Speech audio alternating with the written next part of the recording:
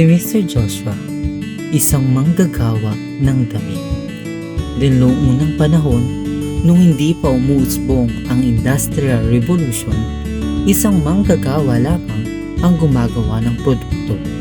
Siya ang nagpaplano, nagche-check ng kalidad hanggang sa pinaka-finish product na sa kamay niya ang kalidad ng produkto na ginagawa niya.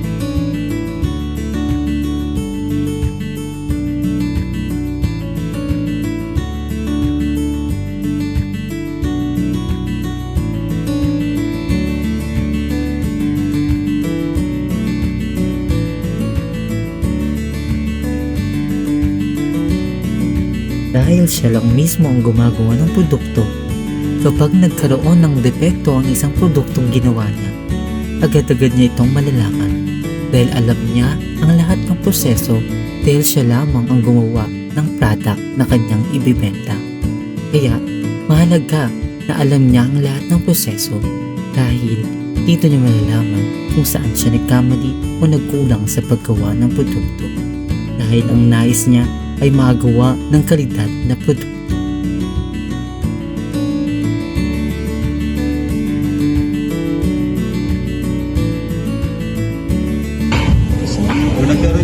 Pag nagkaroon ng mga defective damit, alam ko kung paano ayusin. Kasi ako lang gumawa ng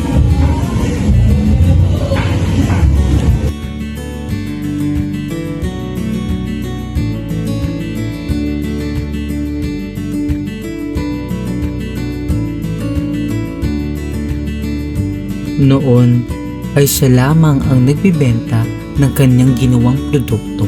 Siya ang nag-aalok sa lahat ng mga tao na bumili ng ginawa ng produkto.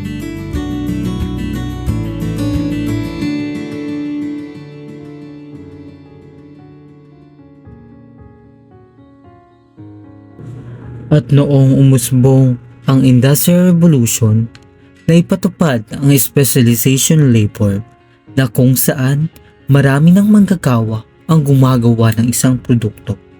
Bawat proseso ay may naka-assign na tao upang gawin ang product na yon. Dahil dito, napapabilis ang paggawa ng produkto dahil marami ng manggagawa ang gumagawa ng isang produkto. At naipatupad na rin ang pagsusupervise ng paggawa ng produkto. May naka-assign para tingnan kung tama ba ang kanilang ginagawa. Tama naman yung sketch and pwede na siya. Okay na po.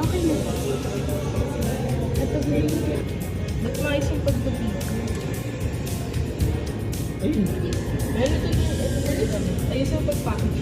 Okay, ito yung last part ng process natin, diba? Kailangan maayos yung pagka-packaging yan dahil diretso na yung sa market bukas. Okay?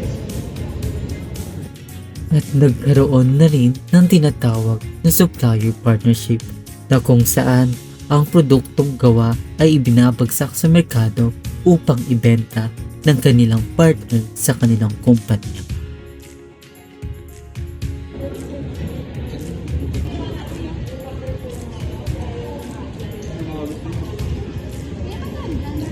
dito po. 100 na.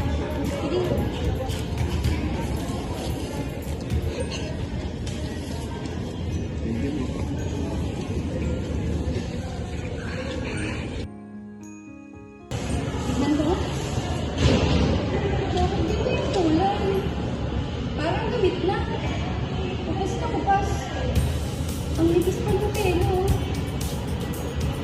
Teka, babalik natin. Bakit ito yung pan? Parang kupas na. Tignan niyo po yung tela. Tignan niyo yung tela ng pan. Baka parang dito manipis. Parang over na po. Sige po, tatawagin ko po yung supplier namin kasi supply ng Lupo, Sir Ed. May kasama po ata kayong ibang damit and nakita ko po sa original na in-order ko sa inyo sobrang layo po nung tela and wala po siyang print. And Hello po, Mr. Joshua. Sige po, sir. Ibalik na lang po yung product na riniligo namin dyan para mapalitan namin ng mas maayos at quality na product. Pasensya na po, sir. Mag-meeting na lang po ako sa mga trabaho. Minsan, dahil maraming humahawak ng produkto, dito nagkakaroon ng depektong product dahil sa maling paggawa ng produkto o hindi tama ang pag-check ng produkto. Pero dahil sa supplier partnership, mabilis na lamang naaaksyonan ng mga problema at nabibigyan agad ito ng solusyon.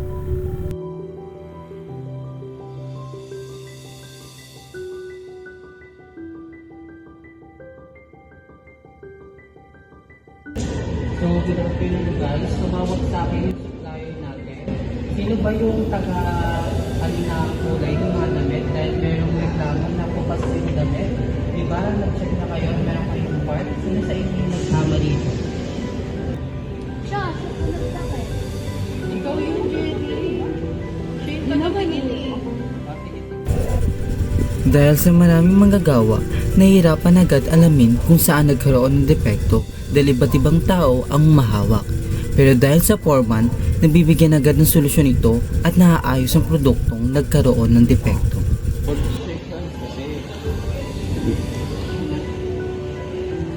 Ay, Mr. Joshua, so pasensya na po sa nangyari nung nakaraan.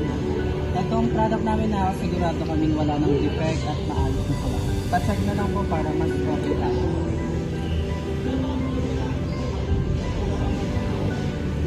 Super solid naman po, Mr. Eds. Thank you po sa maagang pag-responde sa aming mga concern, lalo na sa magandang quality ng mga damit. And po, God bless po. Thank you po, sir. Sunod po ulit.